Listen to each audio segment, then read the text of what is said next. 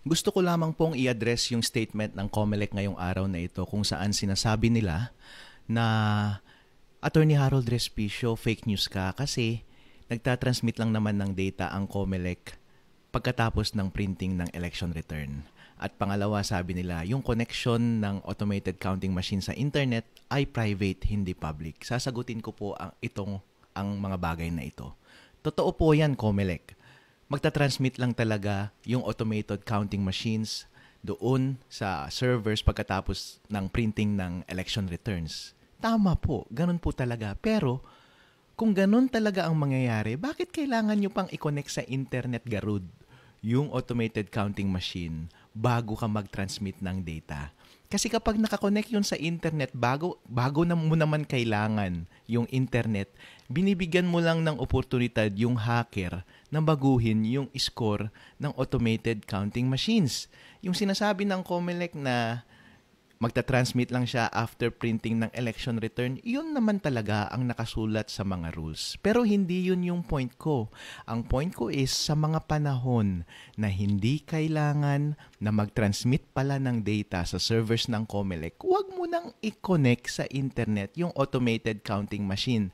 Best practices po yan sa lahat ng mga sensitibong computer systems sa buong mundo.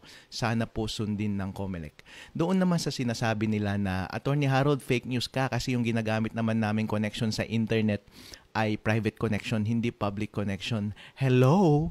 Dapat private connection talaga kasi kahit na sinong developer ng computer program at computer systems ngayon sa buong mundo, bawal nang gumamit ng public connection. Kahit ikaw, tignan mo yung Google Chrome mo ngayon kapag nagbabrowse ka ng internet, naka-private connection yun kasi ang nakalagay doon is https:// Try mong tanggalin yung S kasi kapag wala yung S, magiging public yung connection. Ang sasabihin ng Google Chrome, oy, bawal pumasok dyan kasi baka pwedeng ma-hack yung connection mo.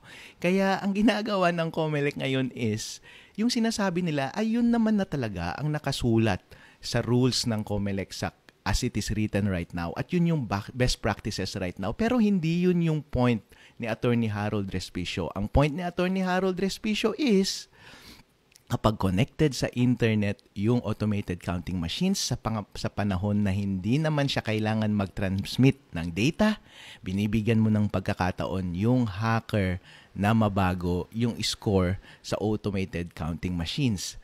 Ang iniisip ko lamang po sa mga ganitong statement ng COMELEC, talaga bang hindi nyo naiintindihan yung sinasabi ko na vulnerability o nagtatanga-tangahan lang po kayo, Chairman George Garcia, para lituhin ninyo ang taong bayan?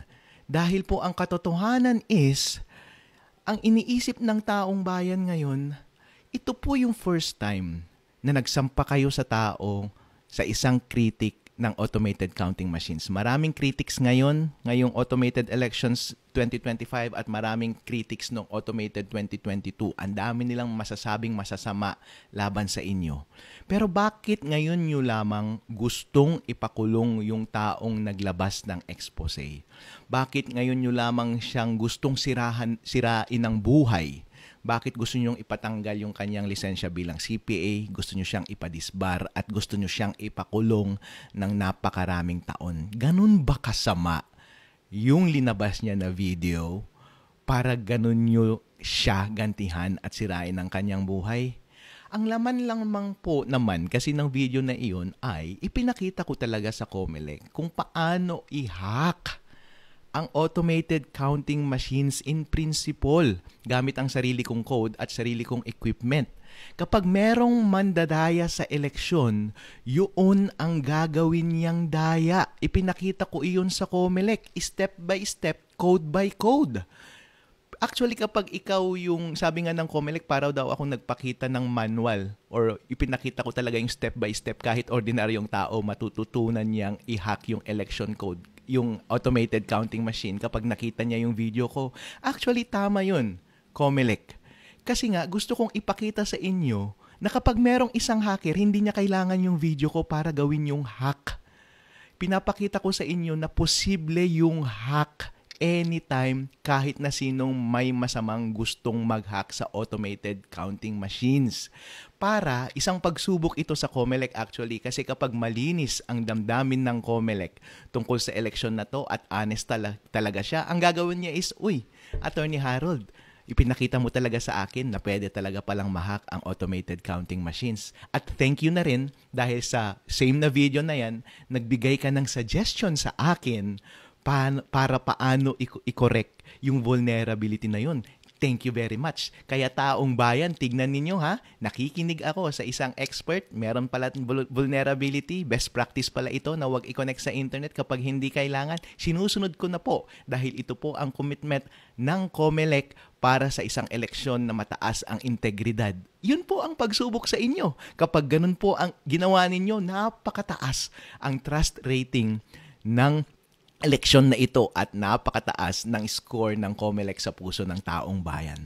Kaso nga lang, ang pagsubok na ito, COMELEC Chairman George Garcia, kapag hindi mo sinunod ang tama, booking na booking ka, guilty ka. Ano pa ba ang iba pang explanation bakit guilty ka at ayaw mong sundin yung advice ni Attorney Harold Lespicio? Bakit for the first time gusto sa history ng mga critics ng COMELEC, ngayon ka lang gustong magpakulong at manira ng buhay at pinatanggal mo pa yung video sa internet?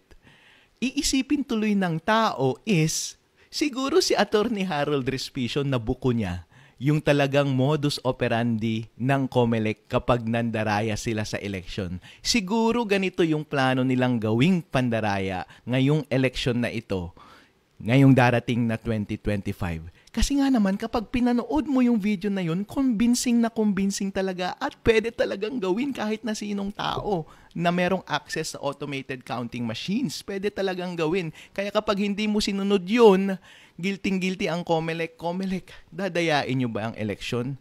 Kasi nga naman, ang taong bayan nagtatanong. Tanong ko po ang taong bayan, kung meron bang mangdaraya sa eleksyon ngayon, manggagaling ba sa loob ng gobyerno o sa labas ng gobyerno? Kapag manggagaling sa loob ng gobyerno ang mandaraya, yung COMELEC kaya ang mandaraya o yung administrasyon ngayon ang mandaraya? Alright? Tanong din natin, kung sila yung mandaraya, meron ba silang access sa automated counting machines? Kahit sabihin na natin na pina-independent audit nila yung automated counting machines sa galing na international IT auditors, pagkatalikod ba ng mga auditor na yon, meron pa rin silang access sa automated counting machines since sila rin yung nagbabantay ng automated counting machines, hindi po ba?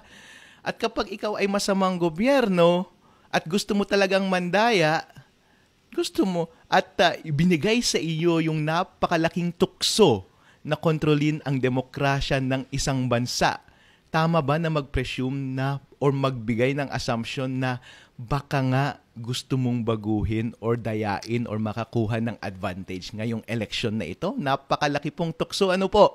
Kaya kung iisipin natin, ang basic principle ng lahat ng gadget, di ba kapag may cellphone ka or laptop ka, dalhin mo sa Green Hills, kaya nilang baguhin ang source code niyan kahit merong password. Kasi basic principle yon sa internet security na kahit na anong computer gadget, kasama na ang automated counting machine, basta meron kang access sa machine, pwede mong baguhin ang source code kahit nakatalikod na or kahit tapos na ang audit. So, since ang gobyerno ang gumagwardya ng automated counting machines at sila yung pwede mong paghinalaan na gagawa ng kalokohan ngayong darating na eleksyon, meron ba silang kakayahan na baguhin yung source code ng automated counting machines na wala tayong ka-clue-clue? Alright. Kaya maganda po na on the day of election, i-assume natin na nakurap yung source code ng automated counting machines. Wala kasi tayong magagawa dun eh. Kahit anong kembot natin, hindi natin mababantayan yung automated counting machines 24/7 at kada segundo. Kaya ang dapat na lang natin gawin is kapag corrupted man yung source code ng automated counting machines at meron siyang highway na create or daanan para sa isang hacker o masamang tao na baguhin or makipag-usap or magbigay ng instruction doon sa makinang iyon, wag tayong pumayag na ma-access yung highway na iyon. At ang tanging paraan lang para magawa yan ay wag mong i-connect sa internet yung automated counting machines. Kasi kahit corrupt yung code niyan, kapag hindi naman siya na-access ng masamang tao sa labas, wala ring silbi. Malamang ang gagawin na rin ng gobyerno or ng masamang tao na gustong baguhin ang source code noon, syempre hindi siya masyadong obvious. Kapag hindi na makakonect yung masamang tao na gustong baguhin yung resulta ng election, ang gagawin niya na is pababayaan niya na yung makina na maglabas ng totoong resulta. Kaya importante na habang nagbobotohan tayo on the election day at bago mag-print ng election return, sana hindi muna siya connected sa internet. Para, yun nga, hindi maka-access yung masamang tao at baguhin niya yung score sa loob ng automated counting machines. Tandaan po ninyo, ang score sa loob ng automated counting machines ay hindi nakikita. Saka mo lamang yan makikita ng mga watchers pagka-print ng election return. Kaya importante na bago mag-print ng election return, walang access sa internet yung automated counting machines kasi yun lamang yung first time na makikita natin yung final score pagka-print ng election return at magugulat ka na lang na yun ang resulta. Ngayon, ang mangyayari po dyan is kapag may kopya na yung mga watcher natin ng mga election return na tamang score kasi hindi connected yung makina sa internet, malamang yung masamang tao na gustong mandayan ng election, ang linagay niya na ring instruction dun sa corrected source code ay, since ganyan ang nangyari, ang isend mo na ring data sa servers ng COMELEC ay yung tamang data. Kasi nga naman kapag iba yung hawak ng mga watcher mga watcher na resulta ng election at yung mga lumalabas sa COMELEC servers, obvious na pandaraya yun at magkakaroon talaga ng revolusyon sa Pilipinas. Ang gusto pong iwasan ni Attorney Harold Respicio ay isang pandaraya na walang may alam. Kahit yung mga election board natin, mga teachers natin, hindi nila alam na merong nangyayaring daya. Kahit nga karamihan ng tao sa gobyerno, walang may alam na may nangyayaring daya. Kasi para siyang sleeper agent, kumbaga para siyang spy na natutulog at naghihintay lamang ng instruction kung gusto mong bang dayain o hindi. Kasi merong choice kung gusto ko bang dayain itong makina na ito o hindi. Malamang kung may mangyayaring daya sa eleksyon, ang may alam lang yan is yung mga iilang tao na nabibilang mo sa daliri na merong access doon sa mga device at nagbago ng source code doon sa mga makina habang walang nakatingin. Once gawin mo iyon, napakadali na lang mangyari at connected sa internet, hindi mo makikita ang mangyayaring daya, mangyayari siya in a split second, less than 1 second, iba na kaagad yung score. Yun po ang ipinakita ko sa aking video. Kaya po, ang hirap po kasing bigyan ng benefit of the doubt ang COMELEC sa ganitong sitwasyon kasi tulad ng sabi ko kanina, kung honest ka, makikinig ka. At kapag guilty ka naman at plano kang mandaya, ano ang gagawin mo? Di ipakulong mo na lang yung tao, patahimikin mo siya, patayin mo na rin siguro siya, at ipa-down mo yung video para hindi magkagulo sa ating bansa. Pero taong bayan, papayag ba tayo na nakawin sa atin ang ating demokrasya? Lahat tayo naniniwala na ang boto natin ay may bilang. Ang resulta pala ng ating eleksyon ay hawak lamang ng iilang tao sa gobyerno na may access or merong kakayahan na magbago ng rules mula sa COMELEC. Kaya po, taong bayan, ito po ang mensahe ko sa inyo. Sana po manindigan tayo na i-push ang COMELEC na baguhin ang kanilang rules. Ito lamang po ang gusto kong mangyari, COMELEC. Wala nang iba. Napaka-inosente. Walang mawawala sa taong bayan, walang mawawala sa democratic process natin, wala ring mawawala sa COMELEC.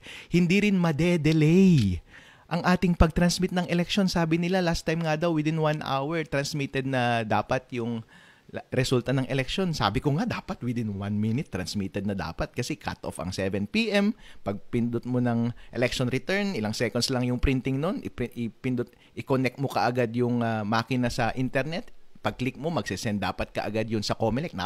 Napakaliit lamang ng data na iyon. Split second lang na ipadala na kaagad sa server ng COMELEC yun. Gamit pa natin, Starlink, di ba? Napakaganda po iyon kasi ang delay lang na mangyayari is yung moment na isasaksak mo yung LAN cable doon sa automated counting machine. It would only take you 1 or 2 seconds para gawin yun. Kung meron mang delay na mangyayari dahil sa suggestion ko, yun lamang ay 1 or 2 seconds dahil tatayo ka at ikakabit mo yung LAN cable doon sa automated counting machines. Kaya ito po ang sinasabi ko, Comelec, napakasimple lang ng solusyon. Ang current po kasi na manual ninyo paano mag-operate ng automated counting machine ngayon ay yung Annex B ng Comelec Resolution 11098.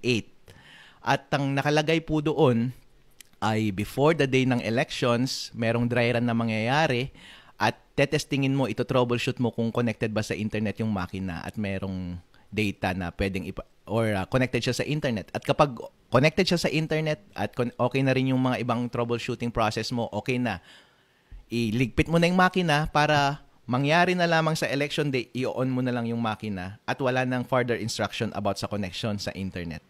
Ang madideduce mo dito ay connected na siya all throughout the day sa internet kasi walang explicit instruction doon sa manual na yun na dapat i-connect mo sa internet at i-disconnect mo sa internet yung automated counting machine at i-connect mo lang siya pag magta-transmit na ng resulta at pagkatapos ng pag-print ng election return. Tinanong ko po yung mga Comelec officials sa aming probinsya at sa mga ibang lugar na dito sa Pilipinas. Lahat po sila sinasabi nila, sir, ang pagkakaintindi po namin on the election day, connected na talaga sa internet kasi wala namang explicit instruction na i-disconnect mo sa internet eh. At saka nung past elections po, connected na po siya sa internet. Kaya nga po, Comelec Chairman George Garcia, yun po ang suggestion. Maglagay ka lang ng isang sentence doon sa manual na iyon at ilagay mo lang, on the day of elections, first thing na dapat gawin is i-disconnect sa internet yung automated counting machines by removing yung LAN cable o anumang connection sa internet na ginagamit and saka lamang i-connect sa internet yung automated counting machines kapag magta-transmit na ng data sa servers ng Comelec at pagkatapos ng pag-print ng election returns. Yun lamang ang suggestion ko. Napakadali, napakasimpleng amendment doon sa Annex B ng Comelec Resolution 11098. At konting pirma lang yun, Mr. George Garcia. Kapag ginawa nyo po ito, pagkakataon nyo ito na ipakita sa taong bayan na good faith talaga kayo at napakataas ng score nyo sa puso ng mga Pilipino. Pero kapag hindi nyo po ito ginawa, Diyos ko po, lahat na po ng pagtataka, lahat ng doubt, lahat ng suspicion ay nasa sa inyo na. Kung baga sa korte, guilty na po kayo. Ano ba ang dahilan bakit ayaw nyong gawin ito? Ang tanging dahilan lamang po na nalalabas is mandaraya talaga kayo. Kaya nga po, yun ang sinasabi ko, Chairman George Garcia, na sana ay mag-cooperate po tayo para po ito sa ikagaganda ng ating demokrasya at ikagaganda ng ating bansa.